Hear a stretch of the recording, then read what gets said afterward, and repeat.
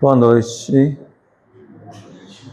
que a paz de nosso Senhor Jesus Cristo esteja entre nós nessa noite, possamos aproveitar esses momentos que nós estamos aqui nesta casa, absorver todos esses eflúvios que foram previamente preparados, né? Nós possamos realmente sair daqui melhor do que quando nós entramos. O tema de hoje é um tema bem interessante, que é o homem de bem. Então, está lá no capítulo, né, do Evangelho, de sede perfeitos, né? Então, Kardec ele vai ali enumerar várias características desse homem de bem. Eu acredito, na minha inocência, na minha ignorância, que são poucas pessoas que possuem todas essas características que Kardec vai enunciando ali, né? E no final, Kardec ainda coloca assim: olha, provavelmente aqui não está todas as características do homem de bem, mas aqueles que já conseguiram adquirir essas que foram enunciadas, relatadas, descritas, ele está a caminho desse homem de bem. Então a gente percebe que é algo, eu não diria intransponível, mas eu diria desafiador para todos nós, né? Mas aí eu fiquei pensando, né? Em vez de falar de cada característica, o que está nos faltando para chegar nessas características, né? Quais são os desafios que nós temos que vencer para chegar a esse homem de bem, que para Kardec ainda não ainda falta alguma coisa, né? E a gente então fez algumas pesquisas, né? Primeiramente, a gente trouxe lá do livro dos Espíritos, na questão 192, que ele nos fala o seguinte, que uma existência apenas não é suficiente para nós chegarmos à perfeição, né? Então, as entidades que trouxeram essas respostas lá no livro dos Espíritos, nos falaram o seguinte, que aqueles indivíduos que para nós já está numa condição melhor, pode ser que para a espiritualidade ele ainda não seja aquele ser perfeito, né? E ele nos fala também que nos falta alguns sentidos, né? Então, talvez seja por isso que Kardec, lá no final, coloca que não tem todas as características que nós poderíamos denominar como o homem de bem, né? Então, uma existência, por mais que nós nos esforcemos, isso não é uma motivação para nós nos desanimar, mas é uma realidade. A espiritualidade também não pode ficar mentindo para nós, né? Então é uma realidade. Em uma única existência, por mais que nós nos esforcemos, nós não vamos atingir essa perfeição, né? Nós podemos atingir aquela perfeição relativa à natureza terrena, né? Aquilo que nós consideramos como o tipo ideal. Então, essas características que Kardec enuncia nesse o homem de bem, se encontra nesse possível tipo ideal que nós poderíamos chegar enquanto nós estamos encarnados aqui na Terra. Porque ele nos assevera que nós vamos ter outras encarnações.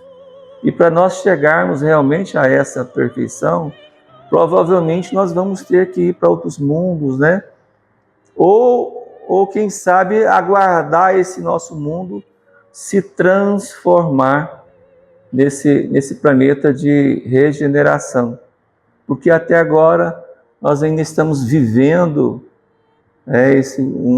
um planeta de provas e expiações. E a gente percebe que o nosso mundo ainda está muito conturbado, né? Muitas disputas, né? Ainda falta muito dessa fraternidade, dessa solidariedade, né? Cada um querendo que a sua verdade se imponha, né? Então a gente está um pouquinho longe desse processo realmente de regeneração. Mas o planeta ele está caminhando, né? Ele está caminhando. E com certeza Jesus está aí no leme e as coisas não vão se perder. Só a gente ter um pouquinho de paciência e darmos a nossa contribuição. Então, esses desafios que nós trouxemos é para a gente poder pensar um pouquinho, meditar. O que a gente pode fazer de contribuição, né? Então, tem essa questão. Tem outra questão lá, 780, ele nos fala o seguinte, que existem o progresso moral e o progresso intelectual. E por incrível que pareça, lá nos fala que primeiro, normalmente, nós vamos ter esse progresso intelectual. E logo depois nós vamos ter o progresso moral. Mas que normalmente os dois não andam em paralelo juntos, né? Aí o Kardec, mas como assim, né? Como que o progresso intelectual pode estimular o progresso moral? É interessante a gente perceber isso, né?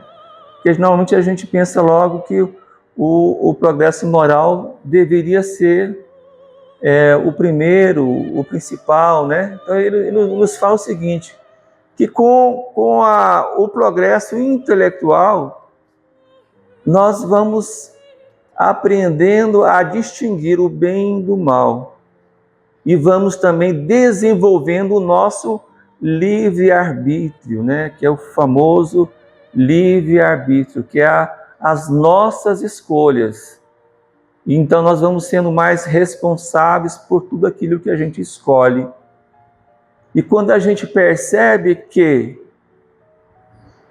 existe o mal, existe o bem, e a gente faz a escolha pelo bem, então faz sentido a gente pensar dessa forma, que o progresso intelectual vai estimular o progresso moral. Por quê? Porque vai ser algo consciente, né? Aí muita gente pode pensar assim, nossa, mas eu vejo tanta gente que tem um senso moral muito grande e às vezes não tem muito desenvolvimento intelectual, né?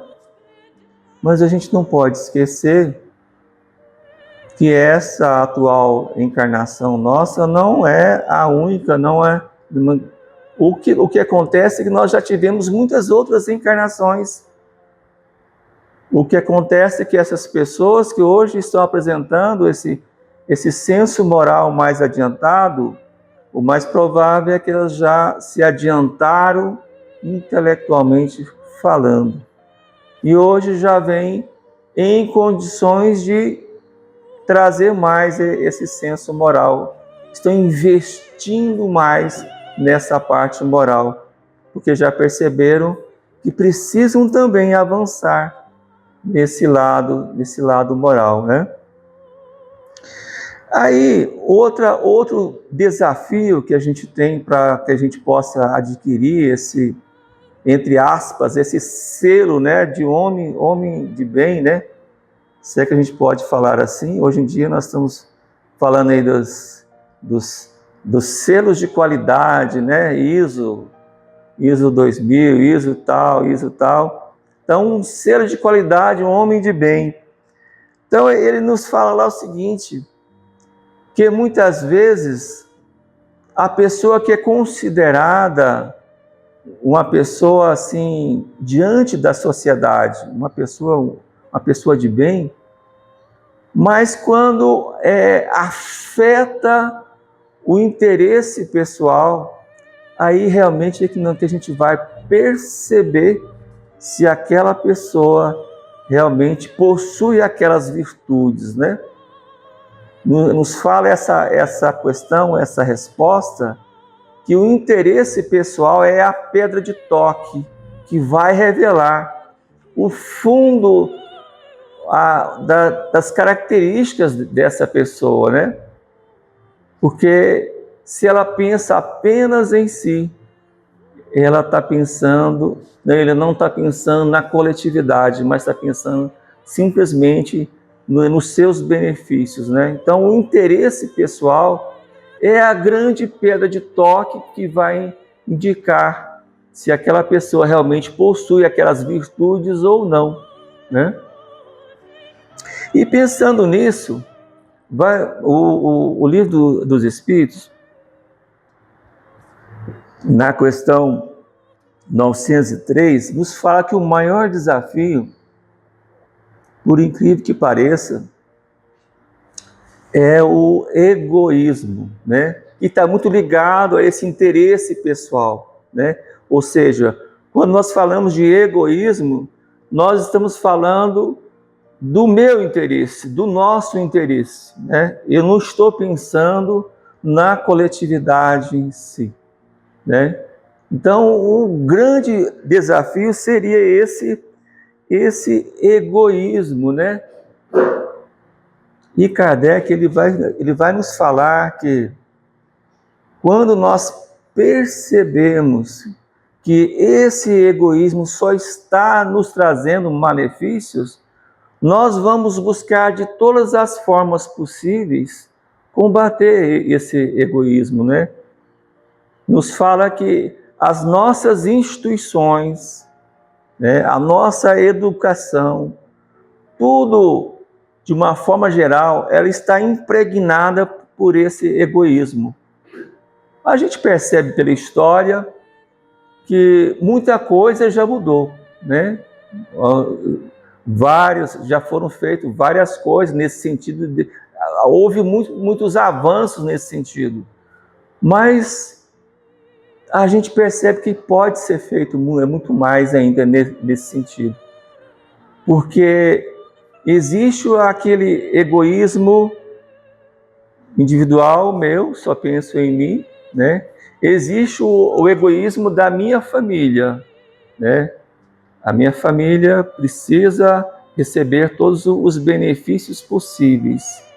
Existe o egoísmo da minha cidade, do meu estado, do meu país, do meu povo, e por aí vai, né? Então, se você for crescendo isso aí, você percebe que ainda nós precisamos avançar bastante nesse sentido. Porque ainda há muita discriminação entre as pessoas, né? Há muita dificuldade de relacionamento entre as pessoas. Então, esse egoísmo ele ainda está entranhado. E ele nos fala o seguinte, que o que nós deveríamos fazer é fazer um processo de educação, né? Então, Kardec ele foi um educador por excelência, né?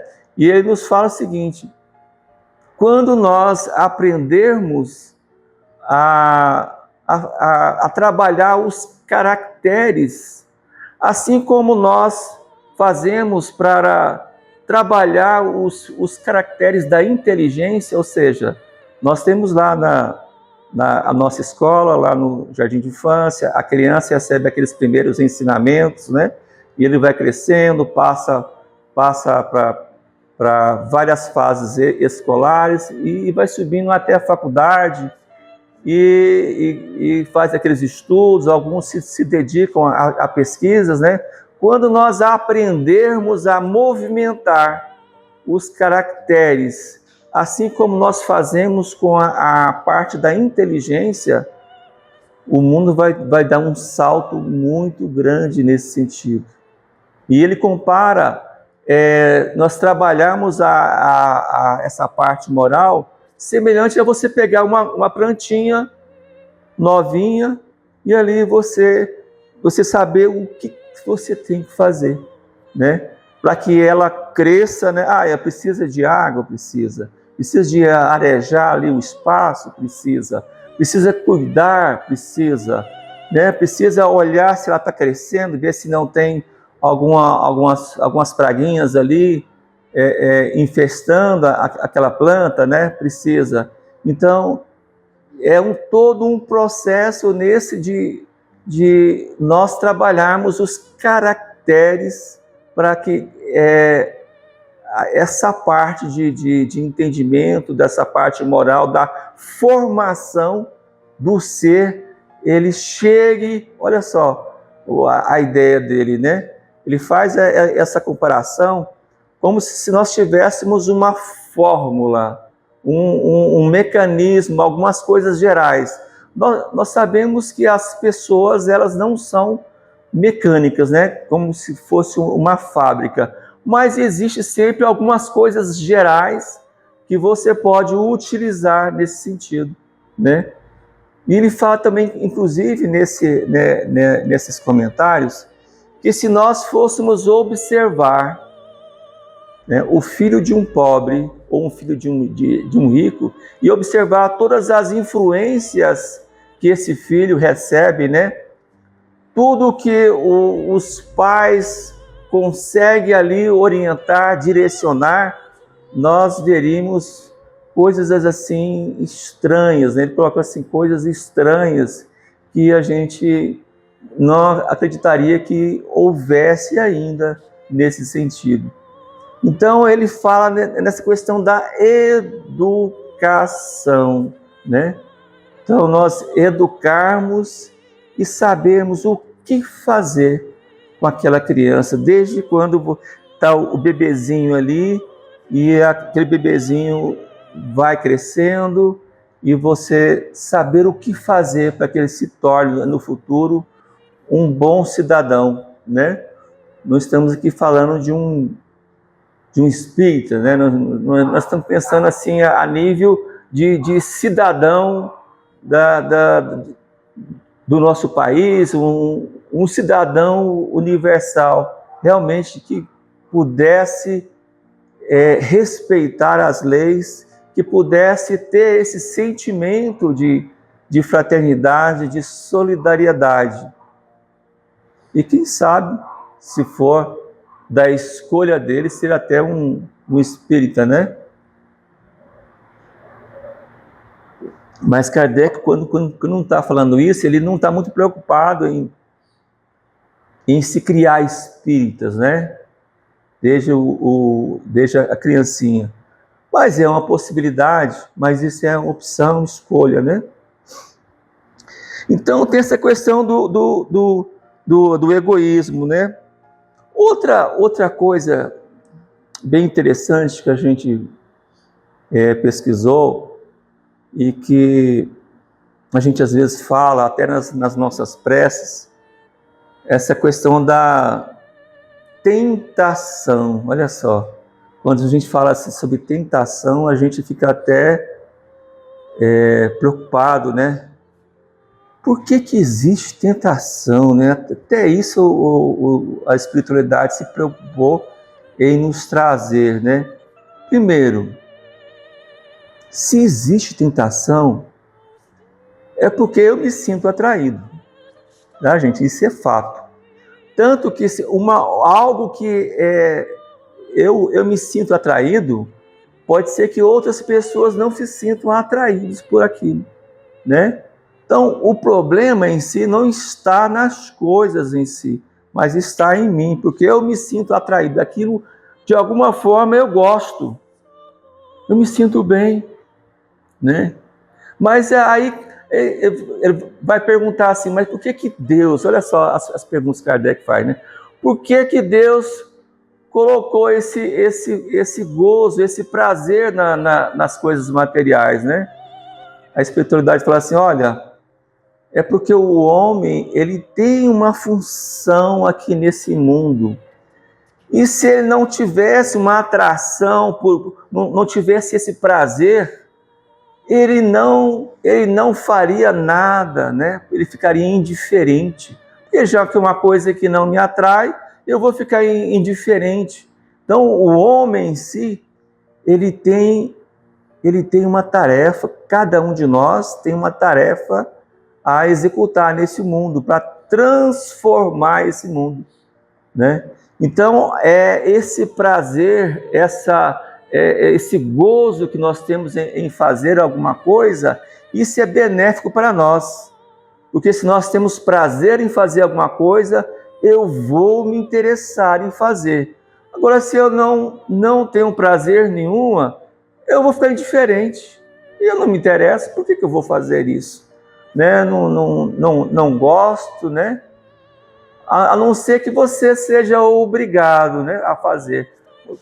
Por exemplo, em nossas atividades materiais, nem sempre a gente faz aquilo que a gente gostaria de fazer, né? Em nosso trabalho, em nossas atividades rotineiras, né? Nem sempre a gente faz.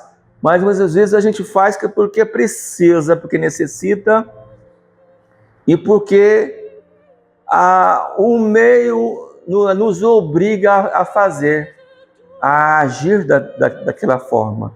Mas quando nós temos escolhas, com certeza nós vamos escolher aquilo que nos dá prazer, que de alguma forma a gente sente que aquilo é bom para nós. Então é esse prazer que ele está falando. Então essas tentações, então, elas são importantes nesse sentido, né? Então a gente não pode ficar imaginando, isso é coisa das trevas, né? Isso é coisa do demônio, né? O problema principal não estão nas coisas, mas está aqui dentro, está em nós. Porque isso nos atrai. Mesmo que eu negue, né? Lá no fundo, isso me dá um certo prazer. E se eu tenho oportunidade, eu vou e faço. E se é algo que vai contra algum princípio meu, eu vou, às vezes, até fazer escondido, né? Isso aqui eu não posso fazer, porque a sociedade ou o meio que eu estou envolvido, esse meio ela proíbe que eu faça isso. Então, eu vou fazer escondido aqui, né? Mas hoje em dia, né? Nada está escondido, né? Quando vê, hoje em dia, nós estamos sendo gravados aqui, né? E isso é posto nos canais das mídias, né? O que acontece lá no Japão, Oriente, Estados Unidos, aqui próximo, e que é uma notícia relevante, é postado e a gente fica sabendo, né? Tanto coisas boas e coisas não tão boas, né? Na grande maioria, coisas não tão boas, né? Então, não tem mais como esconder, né? E aí, é essa questão aí ele pergunta assim, mas será que a gente precisa sofrer todos os tipos de tentações para que a gente possa evoluir, para que a gente possa chegar nessa perfeição, nesse selo de homem do bem, né? Nos fala que não, nem sempre, né? A gente precisa passar por todo tipo de tentação, né? Mas, inclusive, ele nos assevera que muitos indivíduos, eles caminham praticamente numa linha reta e chegam a esses objetivos muito mais rápido do que outras pessoas. Então, depende de nós né? Observar aquilo, fazer comparações, verificar se aquilo é uma coisa boa para nós, né? E muitas vezes a gente precisa errar também. O erro, infelizmente, faz parte da nossa vida, né? Embora a gente não queira estimular os erros, né? Mas o erro faz parte. Muitas vezes a gente erra tem vários motivos por que nós erramos. Nós erramos por ignorância, a gente não sabe. Então, eu chego em um resultado, eu vejo que o resultado não foi muito bom. Então, eu revejo o que eu fiz, o que eu pensei, como agi, e eu vou mudar a minha estratégia, eu vou mudar as minhas ações, o meu pensar. E tem aqueles erros que ainda, porque aquilo que eu faço, embora eu reconheça que não é muito bom, mas eu gosto de fazer, né? Eu gosto de fazer, e aquilo me dá uma certa satisfação. Aí é principalmente que a gente precisa fazer um esforço nesse sentido, para mudar a nossa direção, porque se eu vejo que está errado, então eu estou consciente do que eu estou fazendo. Então aí o problema é muito maior, então, nesse sentido. Porque é diferente você fazer algo e eu não sabia que aquele resultado não seria muito bom. Agora, quando eu faço, eu insisto no erro, que eu nem pelo menos eu mudo um pouquinho o meu caminhar, o meu pensar, o meu agir, né? Eu estou reincidindo naqueles mesmos erros, naquelas mesmas dificuldades. Aí é um problema para nós, né? A gente está insistindo nos mesmos erros, né? E aí tem uma outra coisa que pode nos ajudar bastante nesse processo de chegar a esse selo de qualidade, a esse selo do homem de bem, que é a nossa consciência, né? Mas o que seria essa nossa consciência, né? Ele vai nos explicar lá que antes de nós encarnarmos, o Espírito normalmente, quase sempre, ele revê as suas ações da sua última encarnação, revê os seus erros, revê o que poderia ter feito de diferente para que os resultados não fossem os mesmos, né? E ele, então, ele busca esse entendimento e busca também aquelas entidades que estão um pouquinho melhores do que ele, né? Nos fala também dos nossos anjos da guarda. Olha só, a gente tem um anjo da guarda. Todos nós temos aquele espírito que tem como finalidade encaminhar cada um de nós nessa atual existência. E esse anjo da guarda, ele vai continuamente nos falar o que está de errado conosco. Isso é a nossa consciência. A nossa consciência, então, são essas resoluções que nós fizemos lá atrás e trazemos hoje, né? E esse anjo da guarda, esse espírito amigo, vai nesses momentos difíceis que nós passamos, nos auxiliar a lembrar. Em formato de quê? Em formato de intuição, né? Outra palavrinha. Intuição. Eu tenho a intuição de que isso não está muito certo. Vocês já, quando vocês estão tipo uma encruzilhada, em que vocês têm que decidir alguma coisa, né? Entre fazer uma coisa e fazer outra, aí vocês falam assim, olha, eu tenho uma intuição que o melhor é esse lado aqui, né? Então, intuição e consciência, elas estão muito ligadas nesse sentido.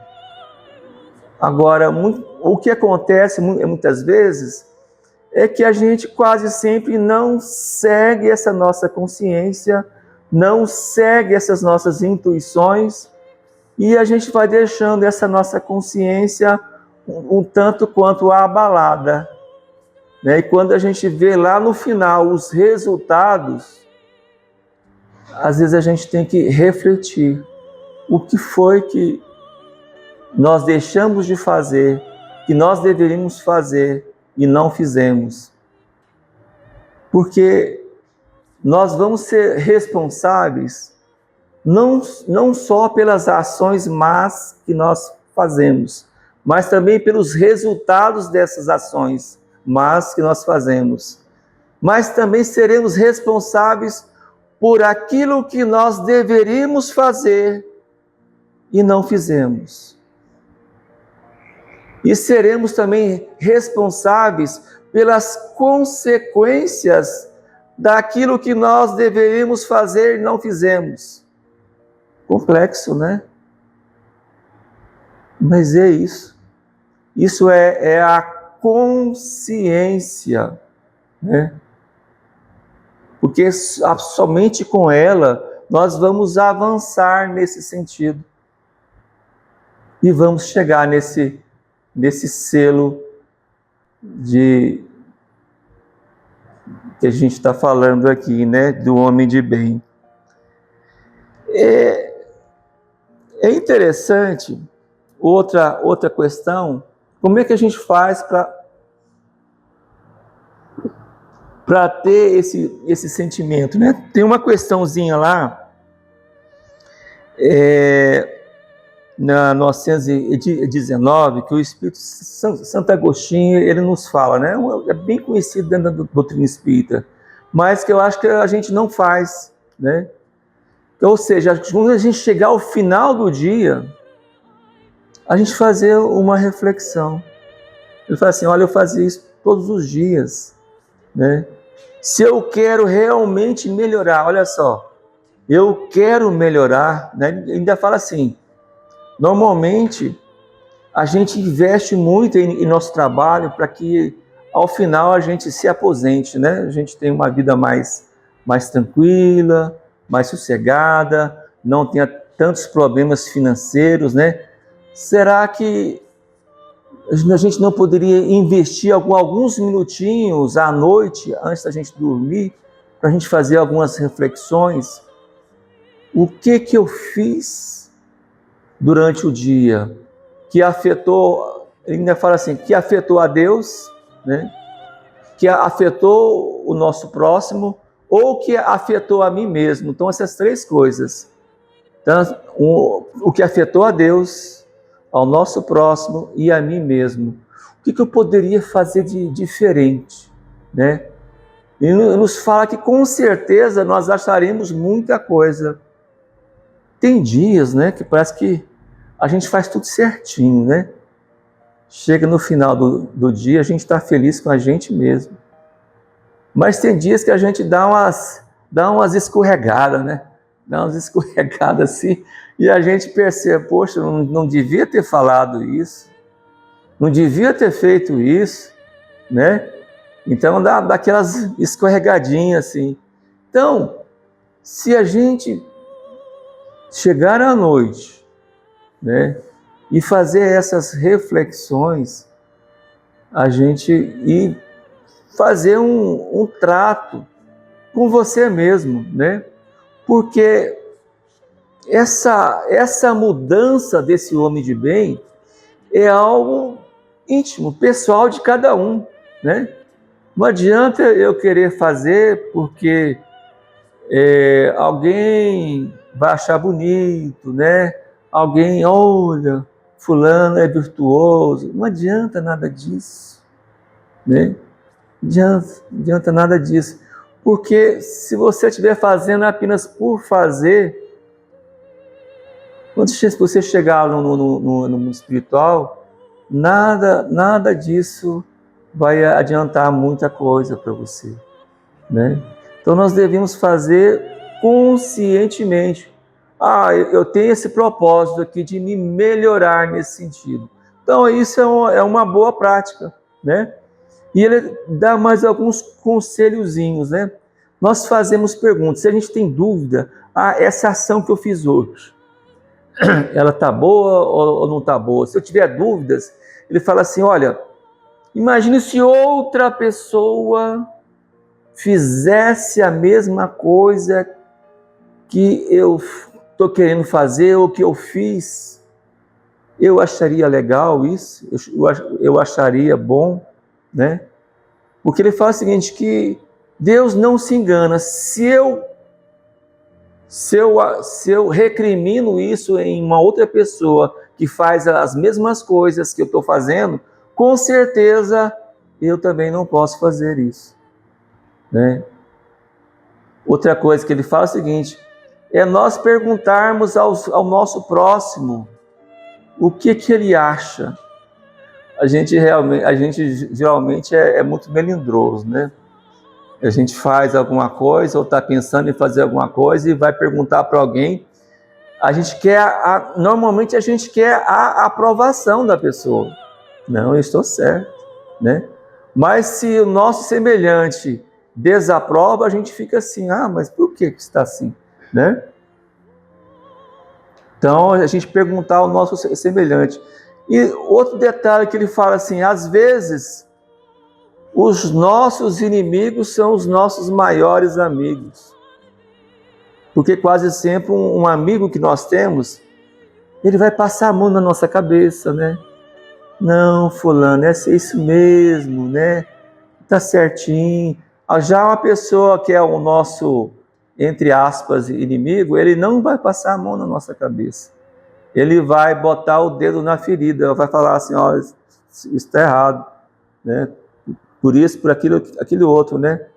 Ou seja, nesse sentido, se a gente for perceber as coisas, esses, entre aspas, inimigos vão ser nossos amigos. Por quê? Porque eles apontam os nossos erros sem pensar duas vezes. Sendo que, às vezes, um grande amigo meu vai ter dedos, vai andar em cima dos ovos ali para falar alguma coisinha, para ver se você entende o que ele está falando, indiretamente. E às vezes a gente precisa que as coisas sejam mais diretas. Às vezes a gente não é muito óbvio, né? Isso é óbvio, né? Não. Às vezes precisa falar realmente, olha, a coisa é assim, assim, assado. Porque nem sempre a gente quer ouvir o óbvio, né? A gente quer que as pessoas cheguem até nós, nos dê razão naquilo que a gente pensa, naquilo que a gente faz, né? Então a gente tem essa questão aí de fazer essas reflexões, né?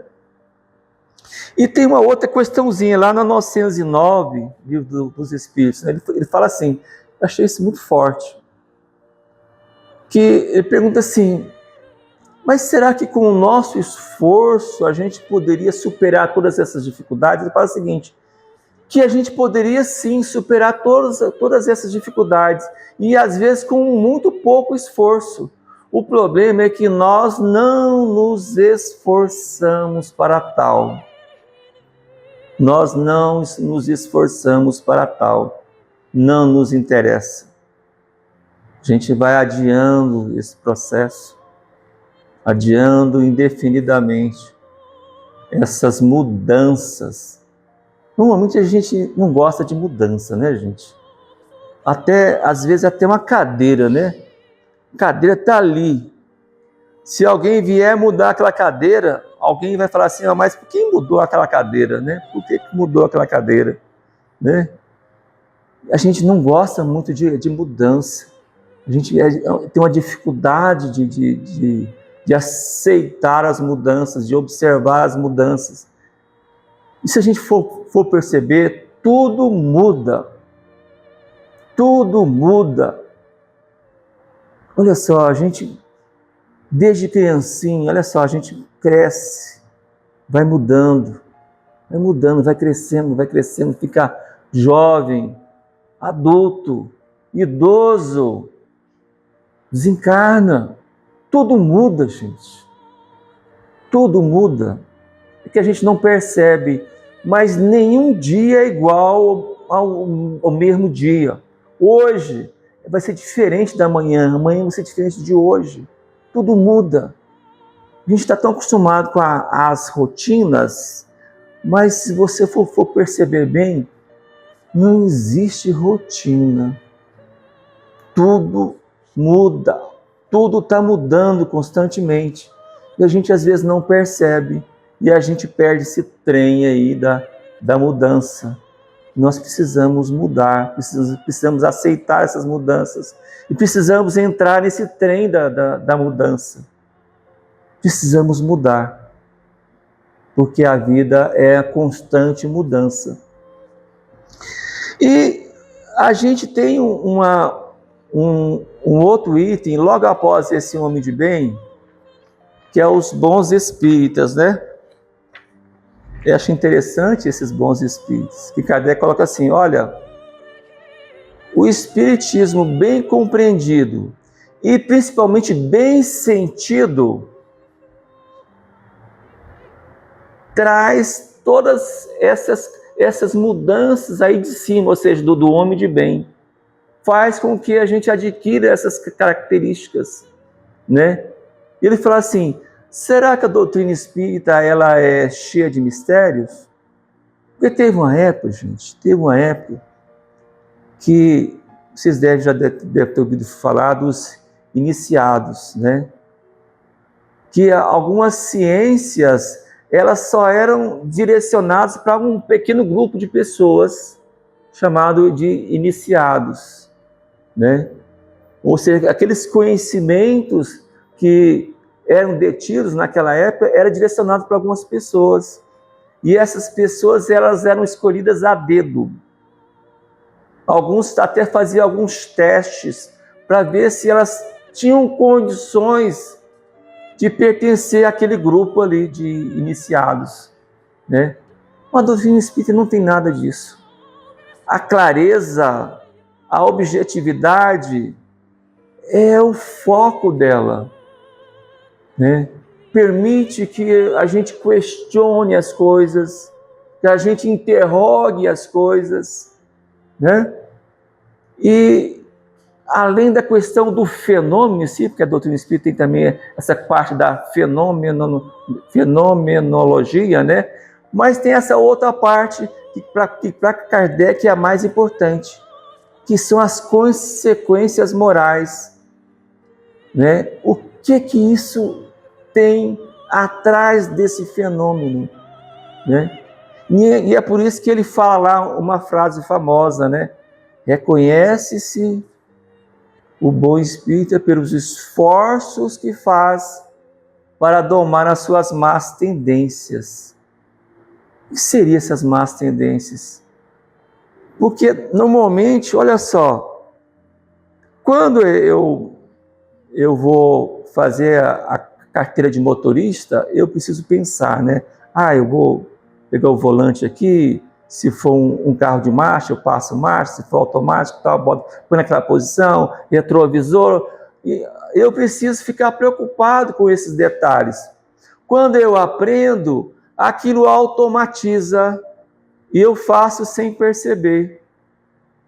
Então, essas tendências são aqueles caminhos que eu já trilhei em outras existências. Então, as tendências são tanto coisas boas, quanto coisas não muito boas, que eu, sem perceber, eu vou e faço, eu vou e falo, eu vou e penso. Então, as más tendências eu preciso, por isso que ele fala em domesticar as más tendências. Então, são os esforços que ele faz para domar as más tendências. São essas tendências, são esses caminhos que eu já trilhei no passado. E às vezes até nessa vida mesmo, eu já acostumei a fazer alguma coisa. Já ouviram aquela expressão, pau que nasce torto, morre torto? Então a gente gosta muito de falar isso, né? Eu já estou acostumado a fazer isso aqui, eu não vou mudar. Sempre é tempo de mudar. Se eu vejo que tem algo de errado, eu posso e devo mudar. Eu vou mudar de uma vez? Não precisa mudar de uma vez. Mas eu vou me esforçar nesse sentido de buscar essa reforma, essa mudança, para nós chegarmos nesse selo, o homem de bem, que Kardec assevera que não tem todas as características, mas são essas algumas características que o homem terreno pode alcançar. Quando nós saímos desse mundo, nós tivemos condições de sair desse mundo, a nossa visão vai se ampliar. Normalmente, quando a gente desencarna e a gente não tem muitas pendências, né? Quando a gente tem muita pendência nesse mundo, a nossa visão ainda fica muito restrita. Mas quando a gente não tem tanta pendência, a nossa visão se amplia mais. E os nossos sentidos também se ampliam mais. Porque os sentidos do espírito é muito maior do que os sentidos que eu tenho aqui nesse corpo carnal. Porque esse corpo aqui, ele abafa os sentidos do espírito, né?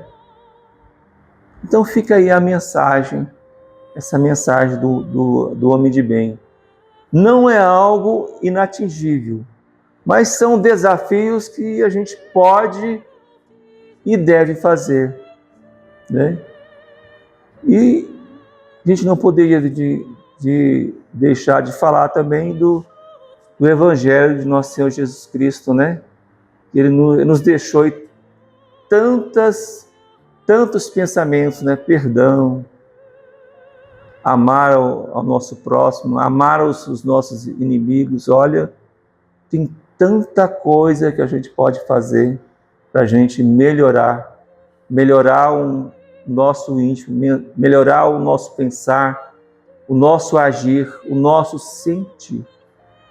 Que só assim realmente a gente vai chegar nesse homem de bem. Até lá a gente vai devagarzinho buscando aí as melhores formas de chegar nesse homem de bem. E é isso, meus irmãos. Muito obrigado.